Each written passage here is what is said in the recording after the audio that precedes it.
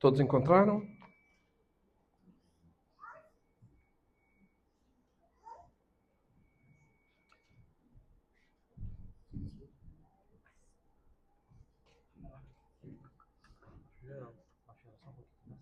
Eu achei os outros, porque podia ser outros, né?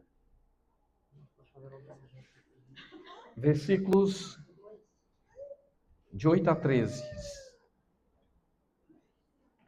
2 Timóteo, capítulo 2, do versículo 8 ao versículo de número 13.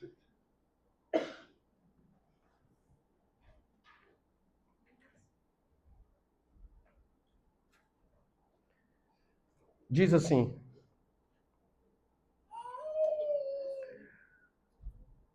lembra-te de Jesus Cristo, ressuscitado de entre os mortos, descendente de Davi, segundo o meu evangelho, diz o apóstolo Paulo, pelo qual estou sofrendo até algemas como malfeitor. Contudo, a palavra de Deus não está algemada.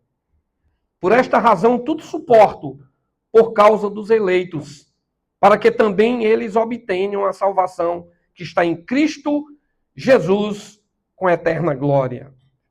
Fiel é a palavra. Se morremos com ele, também viveremos com ele. Se perseverarmos, também com ele reinaremos. Se o negarmos, ele, por sua vez, nos negará. Se somos infiéis, ele permanece fiel, pois de maneira nenhuma pode negar-se a si mesmo. Pai, nós te agradecemos por cantarmos, bendizermos ao teu nome, derramarmos aqui a nossa alma. Mas nós queremos também que o teu Espírito toque na nossa mente, nos trazendo compreensão. Para isso, o Senhor nos traz a esse lugar. Que nenhuma preocupação nos despece. Que tu tragas sobre nós o teu bálsamo que refrigera a nossa alma. Que nós possamos sentir bem-estar nesse lugar. Nós precisamos, Senhor, sermos alimentados por ti. Pois é em nome de Jesus que nós te oramos. Amém. Amém. Eu acho que a gente precisa compreender com os olhos da fé quando a Bíblia diz que Deus nos chama pelo nosso nome. É assim tão desafiador nós aceitarmos isso, porque enxergamos de forma muito prática que vivemos num mundo de 8 bilhões de pessoas. Imagine nós compreendermos que Deus chama cada pessoa pelo seu nome. Nós precisamos de outras categorias de compreensão. Eu acho que se a gente for de forma cartesiana tentar medir a coerência dessa afirmação de que Deus nos chama pelo nosso nome, nós nos perderemos. Eu estou aqui falando e pensando, quando o apóstolo Paulo vai falar da fé, dádiva, fé dom, fé que nos salva da angústia, dos medos, ele vai dizer que Deus nos criou. Somos criação de Deus. Na maioria das versões, ali em Efésios, né, a carta de Paulo aos Efésios, que na realidade eu gosto de dizer que é uma carta muito universal, porque é uma encíclica, circulou em todas as igrejas. Ele vai dizer, pois somos feituras de Deus. Pois somos feituras de Deus. criados em Cristo Jesus para as boas obras. O texto vem falando de quem somos em Deus, né? Aí diz que nós somos feituras de Deus. E a palavra feitura ali no grego é poema, que traz o sentido também de criação, de poiesis, né? Mas é interessante nós percebermos que é como uma poesia. Nós precisamos de fé para acreditarmos que nós somos um poema de Deus. Porque você não tem como separar bondade de beleza. Nós tivemos vendo isso aqui. Deus é bondade. Vocês lembram que eu tive falando aqui? Que se a gente fosse de forma muito sintética dizer quem Deus é, diria Deus é bondade. Deus é bom. E eu falei que nós não podemos separar bondade de beleza. E quando o apóstolo Paulo vai trazer essa realidade da nossa criação, ele vai dizer que nós somos um poema de Deus. Por isso que a palavra ali no grego é poema e não poiesis, mas a gente usa muito, nós somos poiesis, porque poiesis traz essa ideia só de criação, mas nós somos mais do que uma criação. Somos uma primícia de uma expressão criativa de Deus que trouxe beleza. E não no atacado, de forma genérica, como nós costumamos fazer em relação ao mundo. Por exemplo, sempre em auditórios de manifestação de culto, de espiritualidade, a gente vê pessoas dizendo assim, eu amo vocês. É muito genérico. Deus nunca faz assim.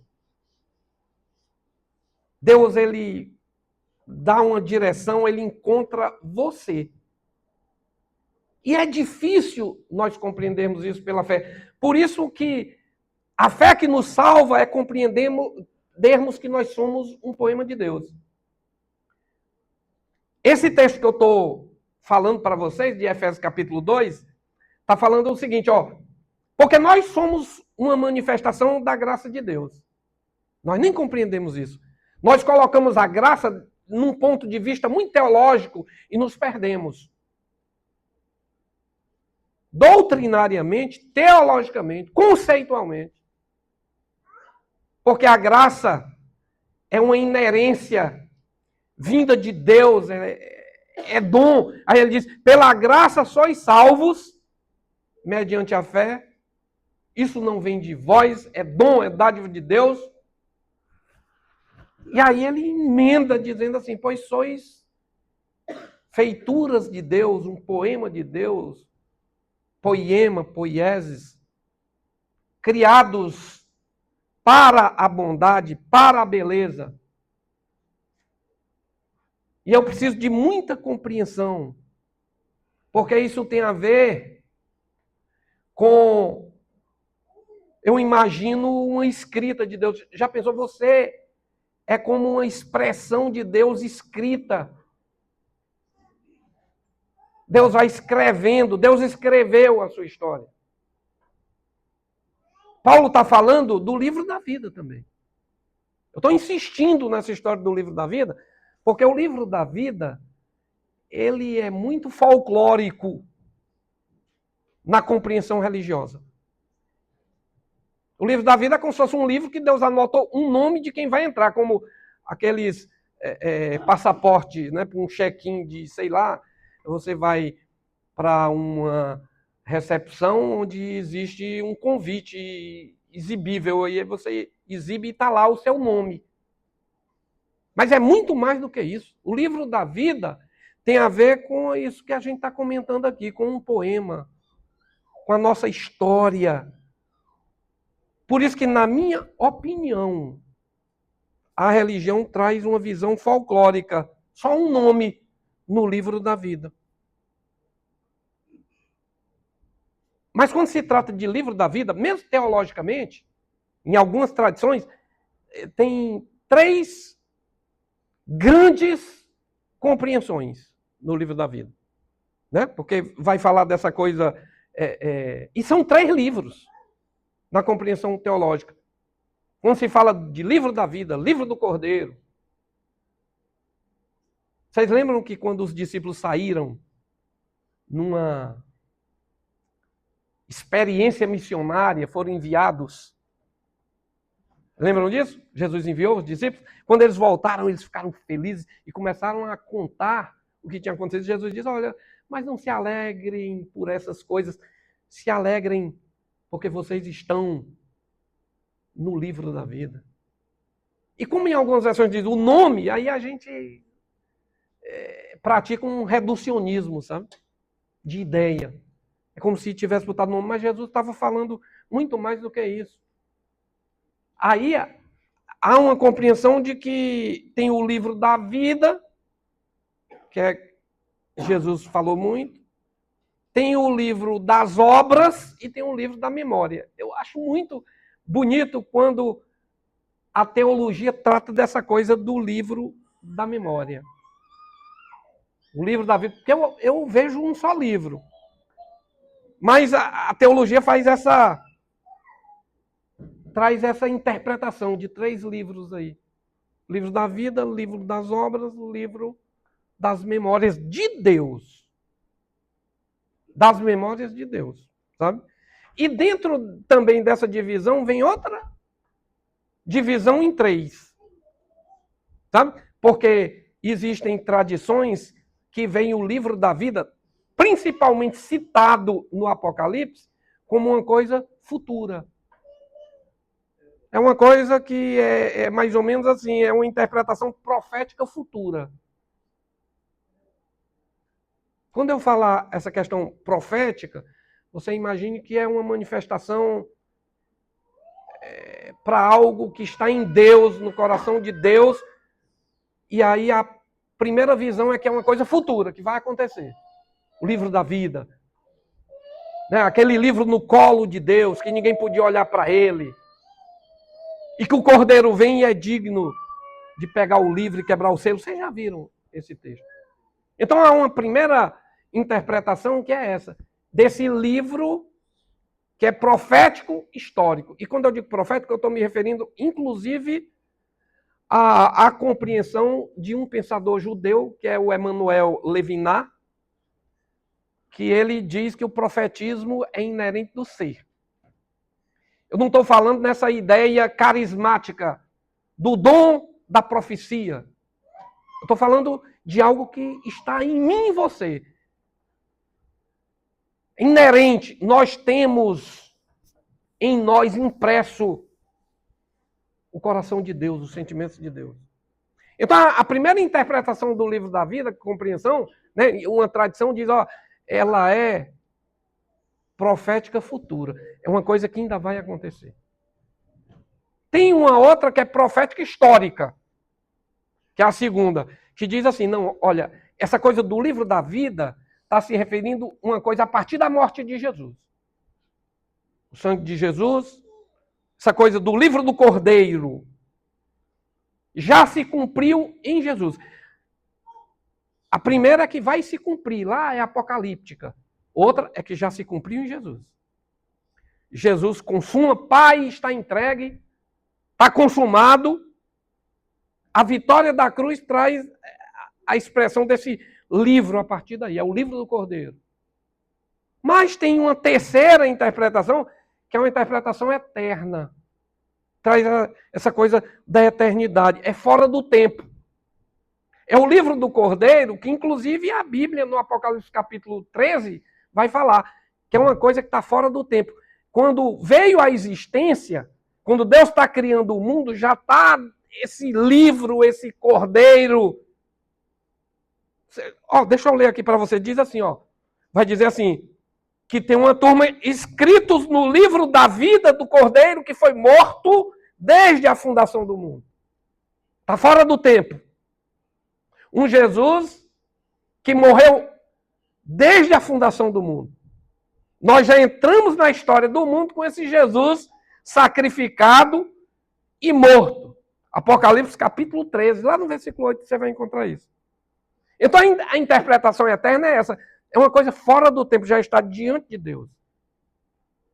Eu sei que a gente não tem tempo, mas eu poderia até trazer uma explicação para a gente encaixar mais ou menos dentro desse nosso pensamento tão materializado de como essa coisa da eternidade, da visão de Deus. Imagine um desfile de 7 de setembro, aqueles desfiles antigamente, que a gente ia assistir e você se posicionava num certo lugar.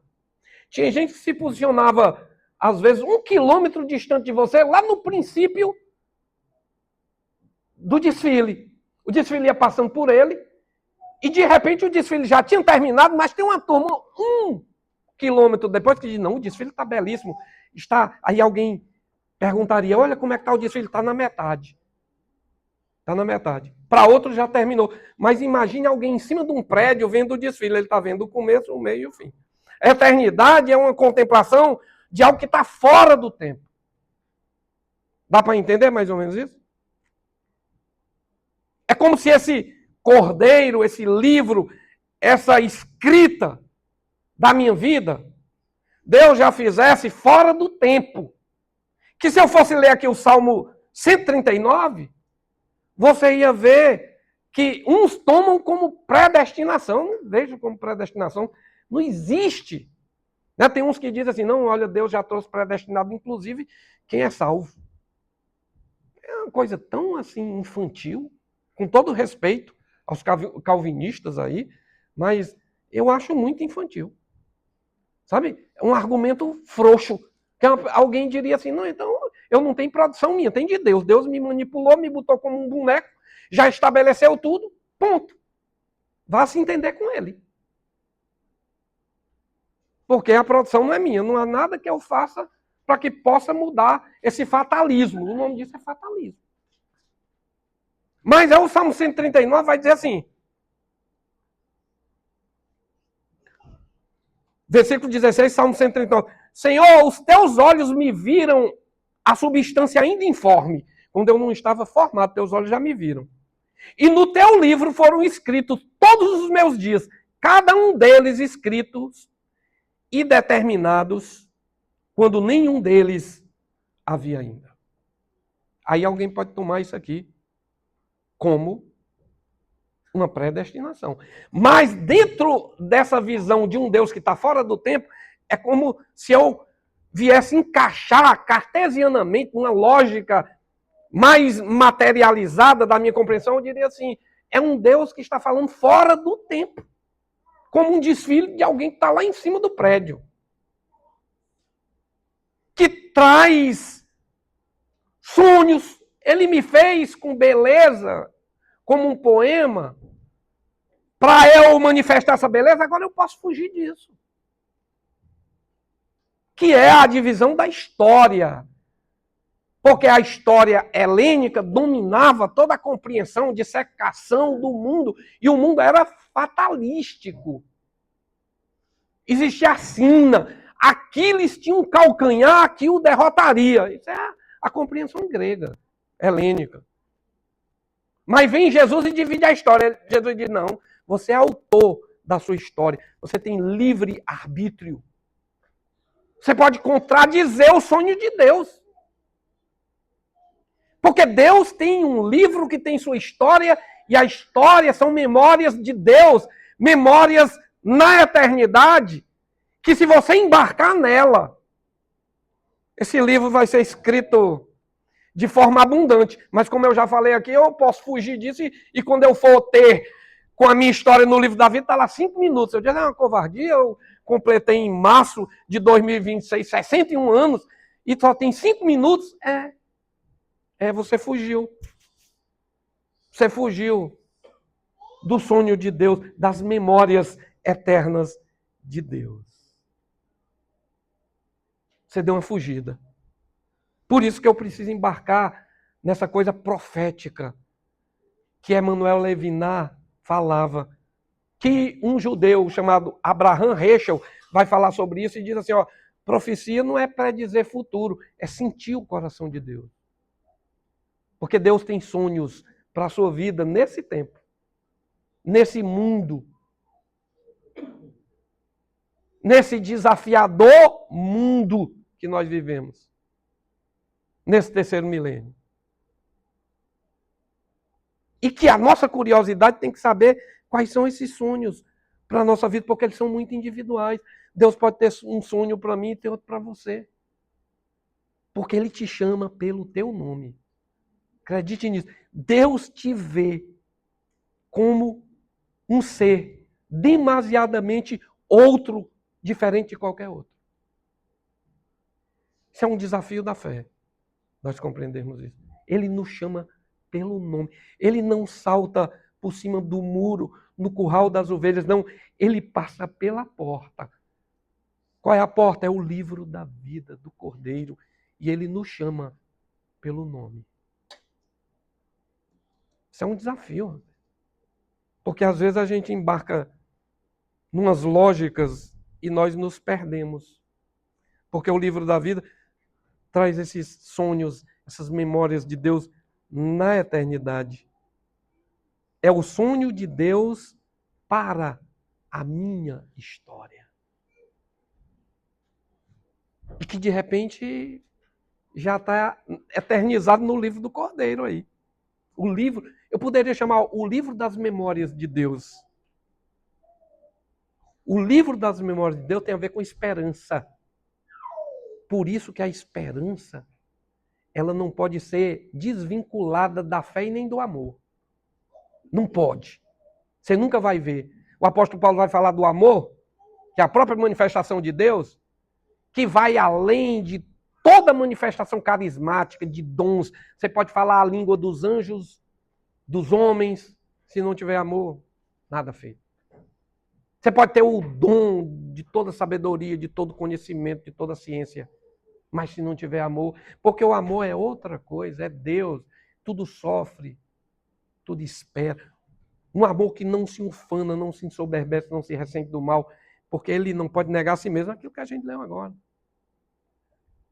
Você pode ser infiel, mas ele vai continuar fiel, porque ele não pode negar a si mesmo. Aí o Paulo encerra dizendo assim: todas as coisas passarão, dom de língua, dom de revelação, dom de conhecimento, os carismas passarão, mas a fé, a esperança e o amor jamais acabarão.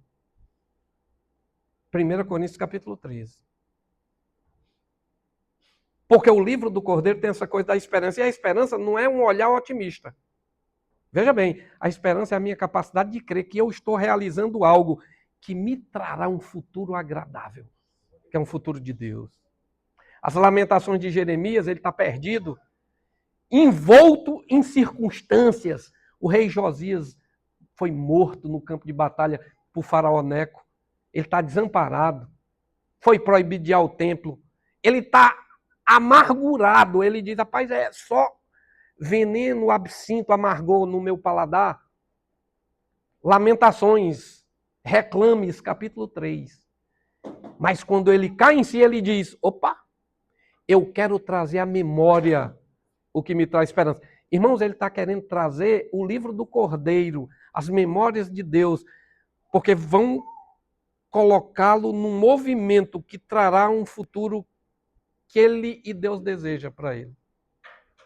Porque a esperança, como disse o Jonathan Sachs no livro Para Curar um Mundo Fraturado, ele diz assim, se é otimista, qualquer um é, mas ter esperança pede coragem, porque a esperança é um pai que o filho mais novo vai para um país distante e ele continua fazendo o que ele crê que Deus tem para ele. Ele fica engordando um novilho, deixa o novilho cevado, porque ele está fazendo algo para a volta de um filho. Que alguém poderia dizer, esse teu filho não volta mais nunca. Não tem garantias, mas eu vou continuar na esperança. Esperança é isso, é a âncora da alma. Alguém pode trazer um diagnóstico para você, medindo circunstâncias lógicas, mas você diz, não, Deus tem um sonho para a minha vida e eu vou embarcar nesse sonho de Deus. São as memórias de Deus. E para isso, o tempo sempre vai ter que ter agregado. Sempre vai ter que agregar. Por isso que Lamentações de Jeremias, ele vai dizer o que profeticamente disse no livro, no capítulo 29. Porque está lá a maior bagunça e Deus se posiciona e diz, vou dizer algo.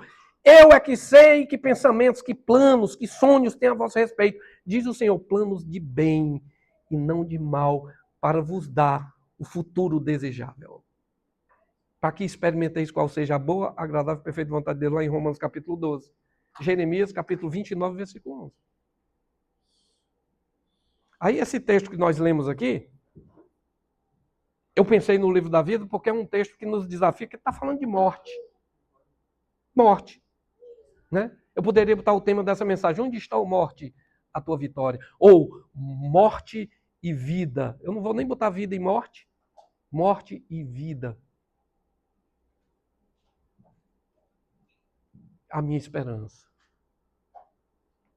Morte e vida. Porque eu já até falei aqui de uma pensadora que disse que o antônimo de morte não é nascimento, é vida. É vida. Porque você vai... A vida é uma jornada, uma peregrinação.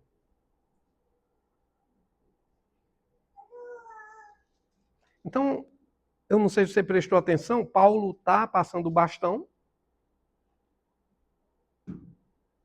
para o seu jovem discípulo, Timóteo. Ele sabe que vai morrer e ele começa a falar palavras fortes. Muito fortes. E aí o texto fala da nossa participação no livro do Cordeiro. Você diz, será que é isso mesmo? É. Ó, eu comecei a ler aqui do versículo 8. Ele fala de memórias. Lembra-te de Jesus Cristo, ressuscitado de dentre os mortos, descendente de Davi. Ele está falando dessa linha da eternidade. A linha da eternidade. Ele poderia estar começando não por Jesus. A Bíblia diz, é o Deus de Abraão, de Isaac, de Jacó. Não, mas ele começa colocando aqui, e vocês lembram que a gente falou dessa coisa do simbolismo, né? É uma palavra, ele traz um simbolismo aqui.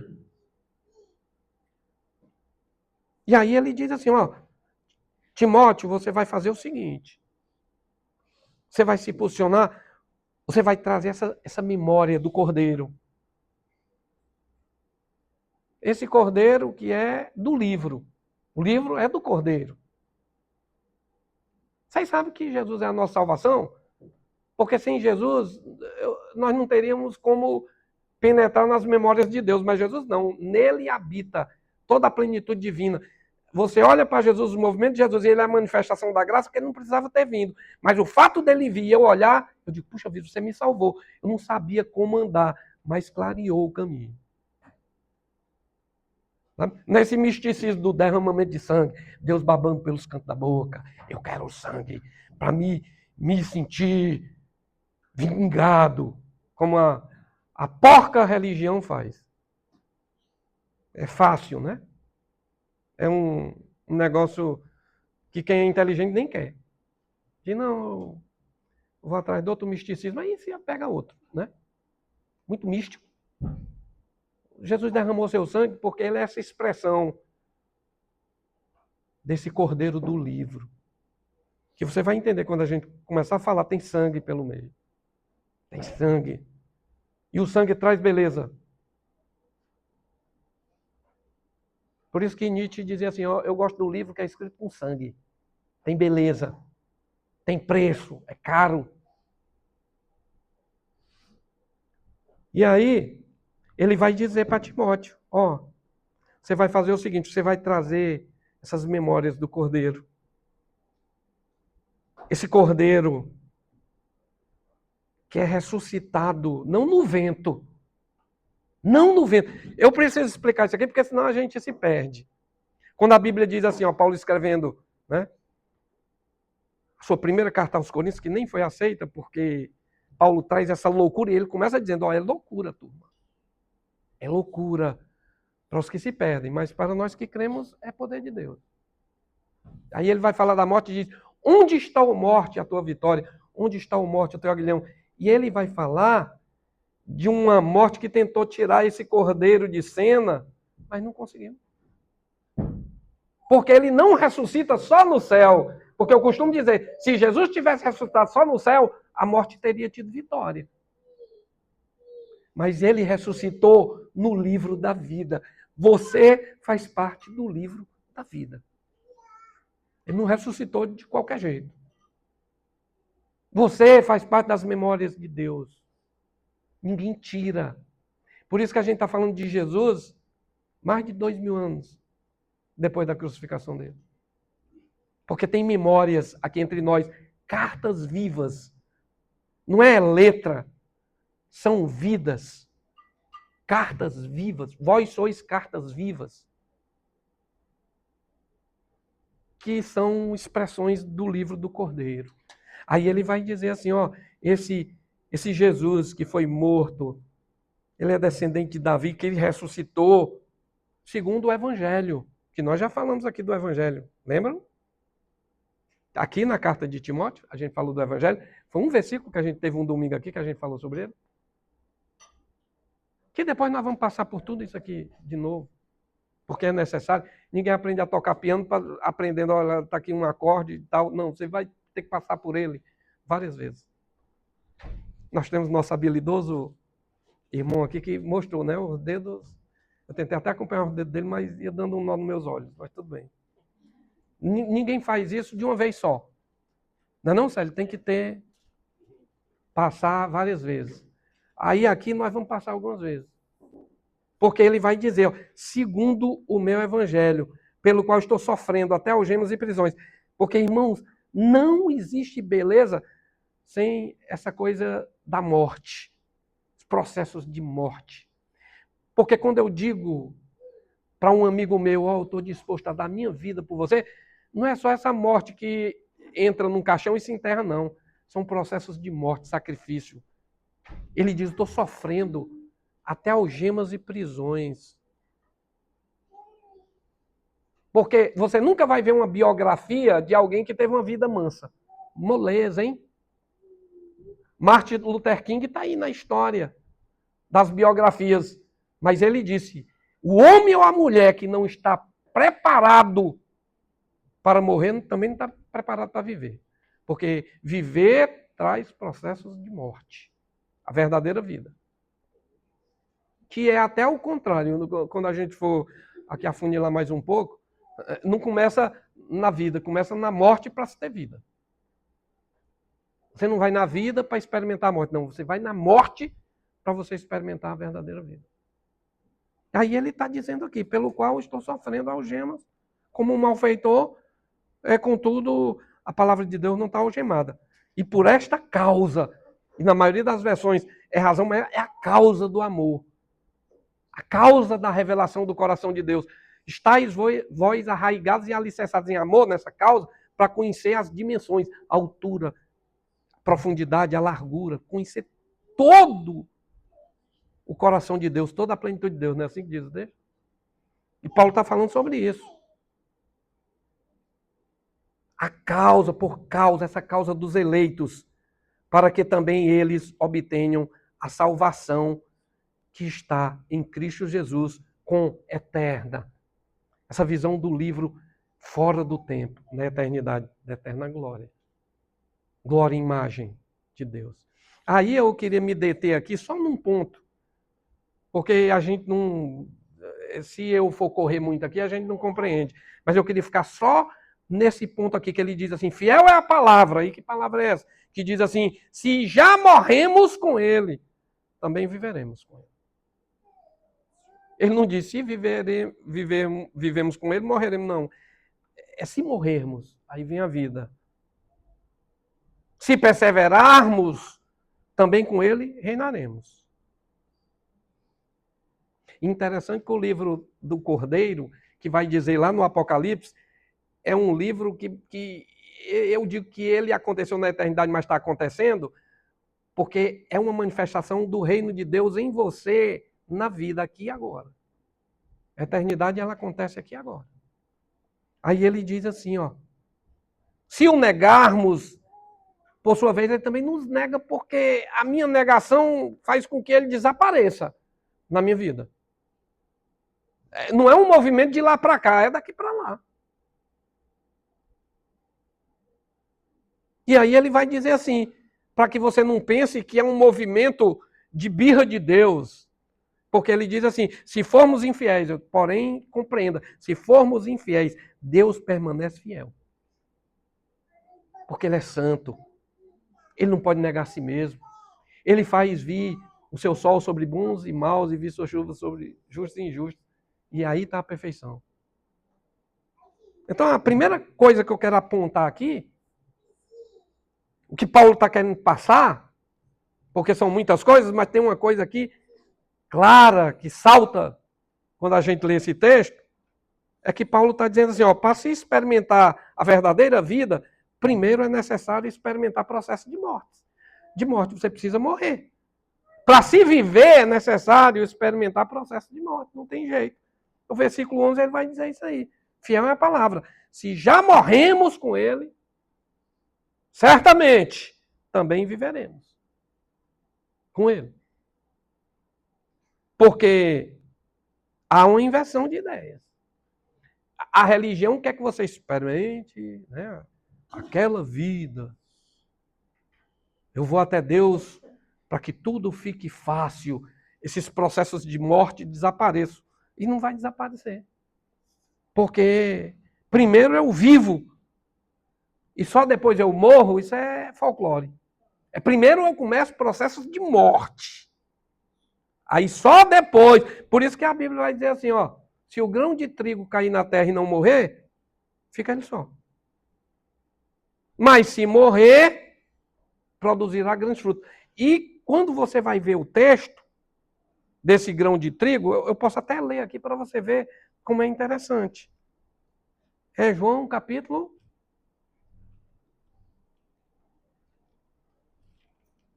Mari está filmando, é? Aí nossos ouvintes vão ver que o teu pastor nem na Bíblia sabe o endereço. Não, é João capítulo 12.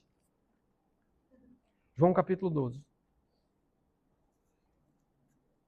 É, João capítulo 12. Olha como é que ele vai dizer. Em verdade, versículo 24.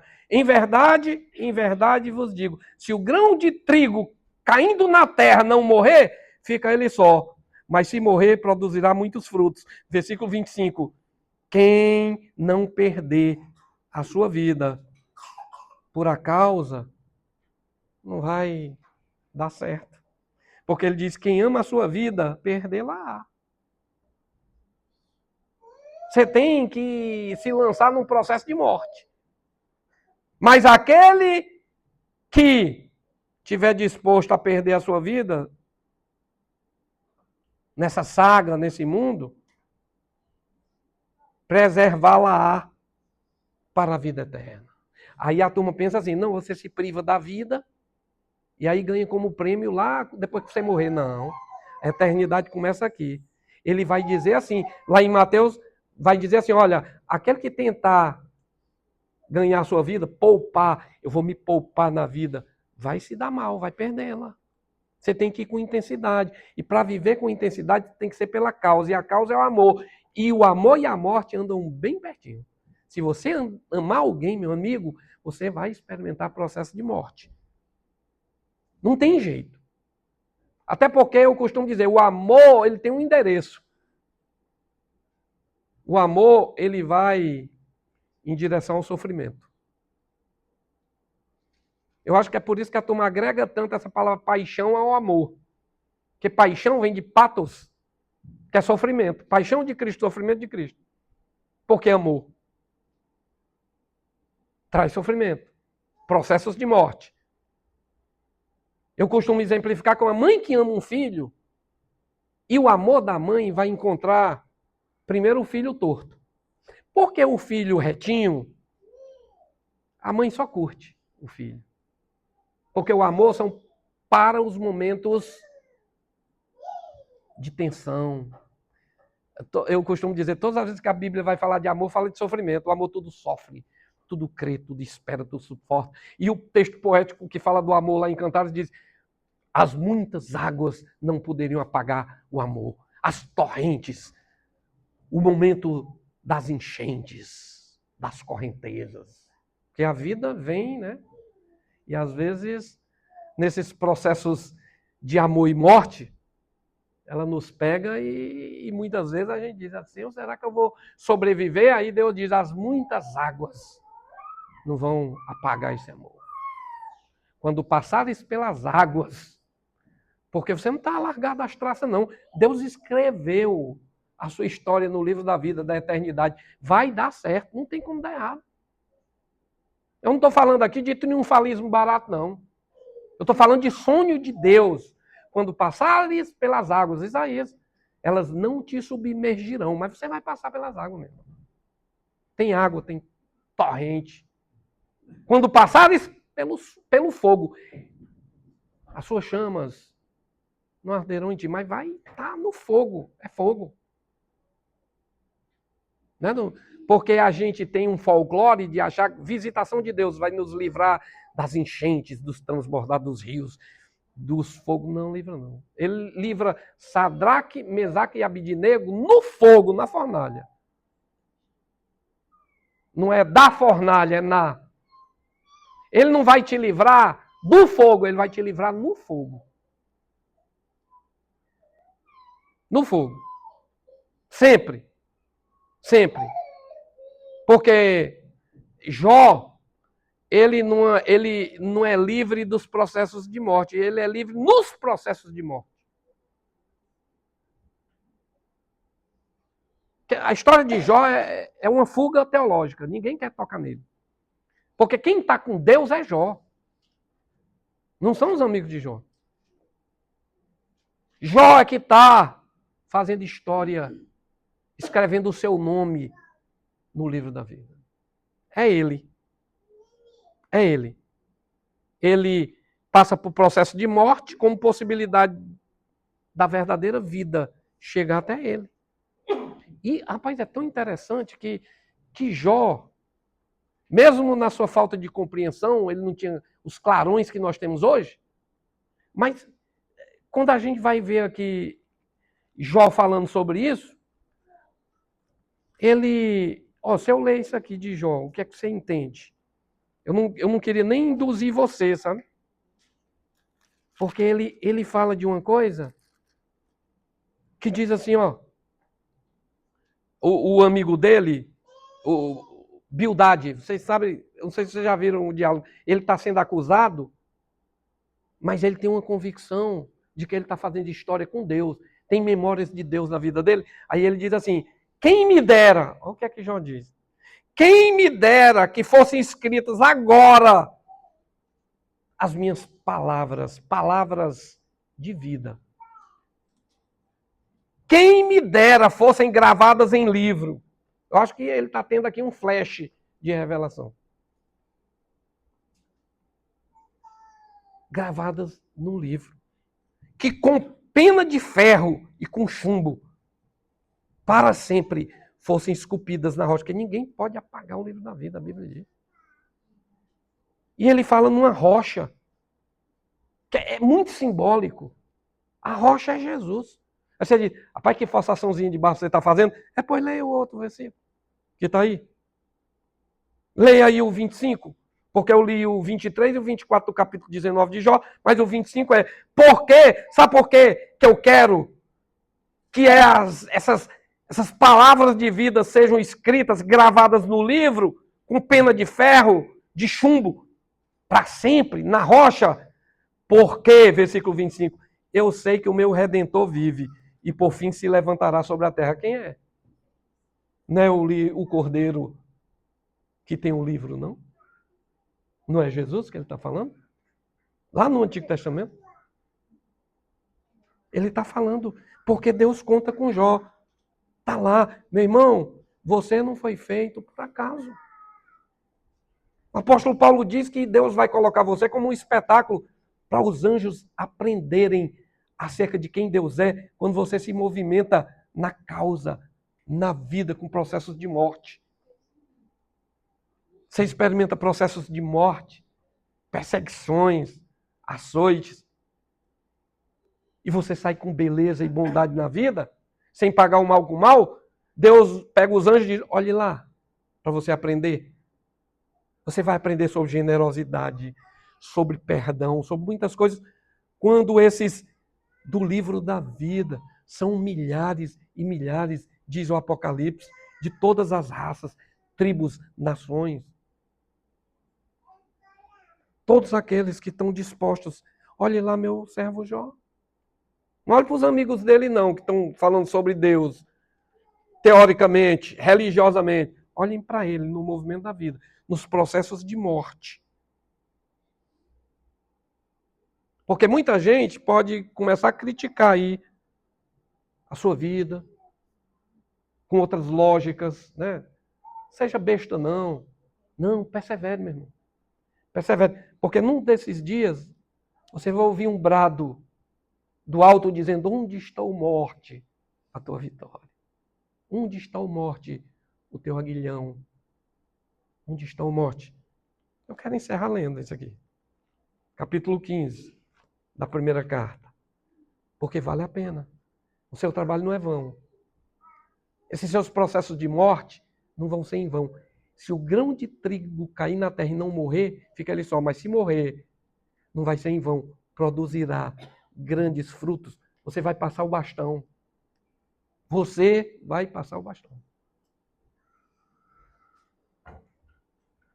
Onde está a morte, a tua vitória?